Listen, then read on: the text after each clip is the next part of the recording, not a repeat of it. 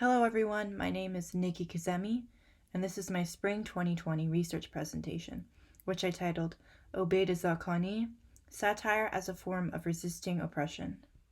My object of study is the 14th century animal fable Mushagorbe by Obey the Zakani, which was translated to Gorby and the Rats by Omar Pound. I chose this work as my primary artifact because my family is from Iran and I have always been interested in Iran's history and politics. I first read this work fall quarter of Humanities Corps, when there were protests in Iran because oil prices were too high and then the government shut down internet access.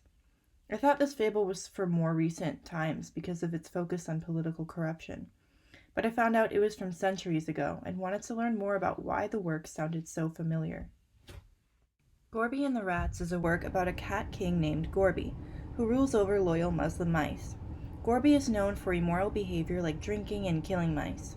One day, Gorby goes to the mosque to pray, hoping the other mice will notice. One mouse does and tells the other mice Gorby has repented. The other mice believe him and come to bring Gorby gifts, and Gorby pounces on them and kills another mouse. The mice finally decide that they've had enough and tie up Gorby to execute him. In the last second, Gorby escapes the ropes and once again demands obedience. Although Zakani does not mention who this work was about, he was known for repenting leaders who did not follow what they preached to the public. And these are some course connections.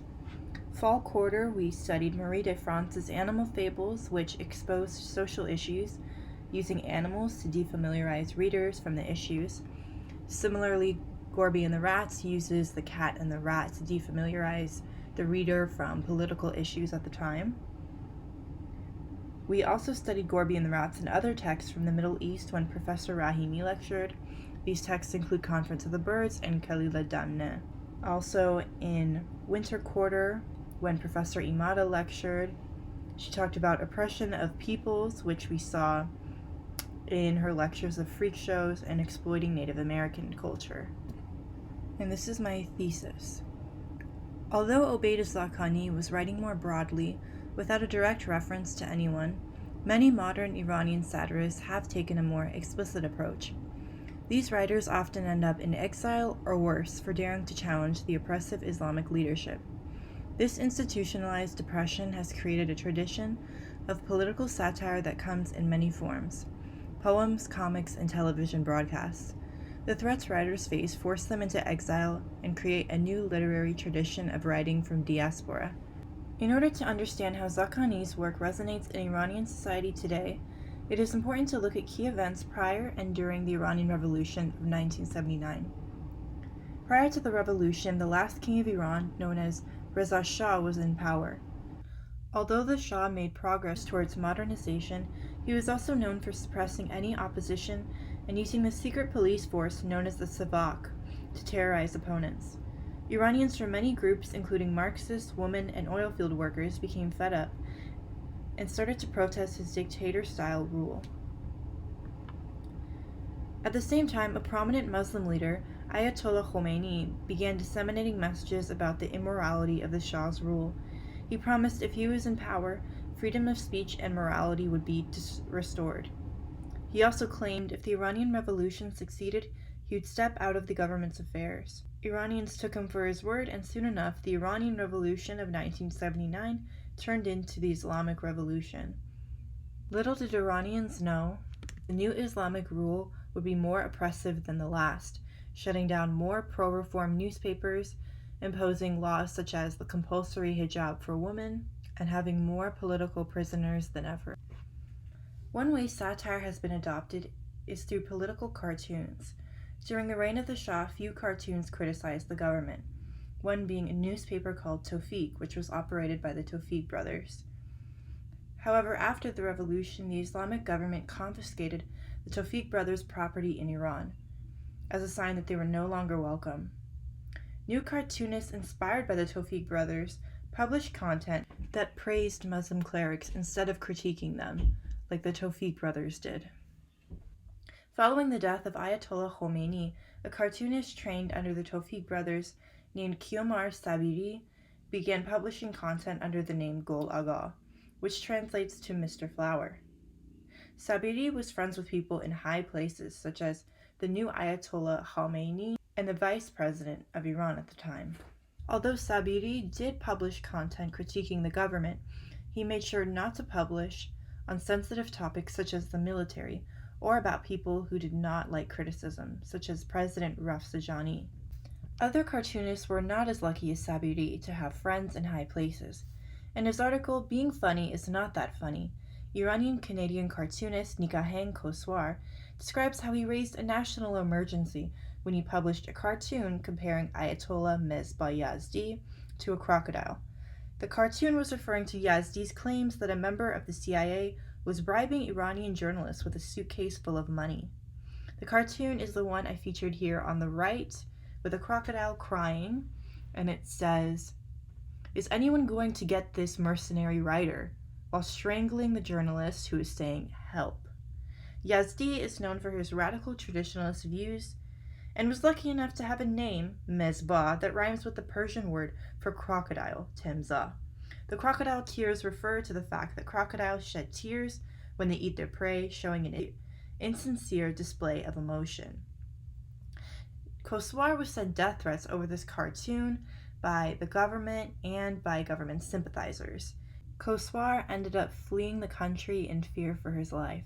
Koswar continues to spread awareness about the oppressive leadership in Iran and continues to publish cartoons. Koswar embodies the new tradition of writing from diaspora that the Islamic government has unintentionally created. Another example of a cartoonist writing from diaspora is French-Iranian writer Marjane Satrapi. Satrapi published a graphic novel, or comic book as she calls it, Persepolis, the story of a childhood, which is about her experience growing up during the revolution. She describes how she saw her community change, from persistent demands for prayers in school to teachers denying what they previously taught. Satrapi's decision to produce a comic book rather than a novel greatly impacted the success of her work. By writing a comic book, Satrapi was able to appeal to a wider audience that includes younger readers. And although her work is banned in Iran, the success of her work can be measured by the fact that it was originally published in French and has since been translated to 24 languages. One main difference between Zakani's book and Koswar's cartoon and Satrapi's graphic novel is their use of satire.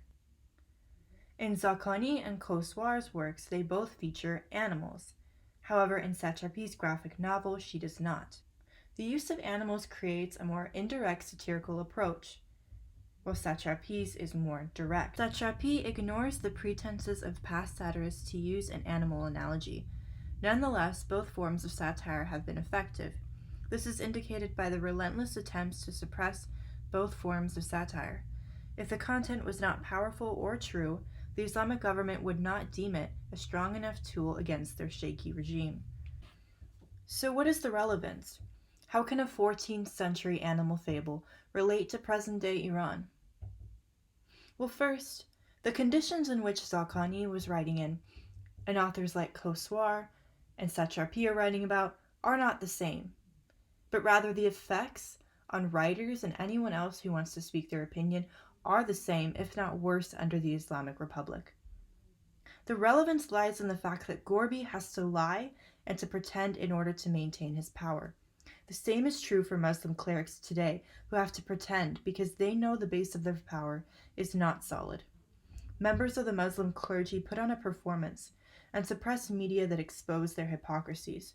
Despite their efforts to silence pro-reformists, their voices have not been drowned out.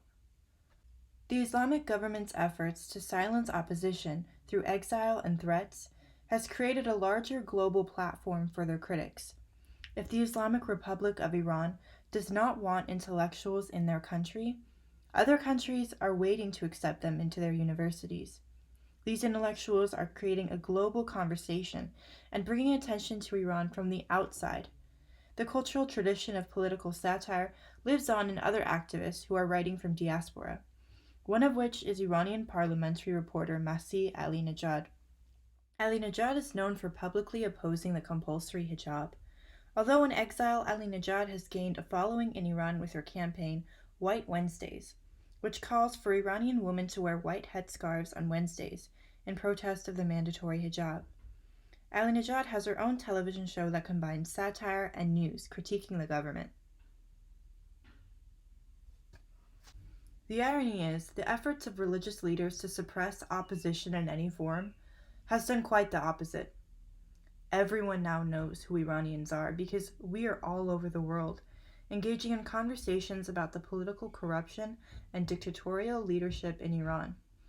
Although the dominance of oppression makes it difficult for artists to survive and flourish in Iran, it has deepened the cultural tradition of satire and created a global platform for citizens who wish to bring awareness to the oppressive Islamic regime. Thank you all so much for watching.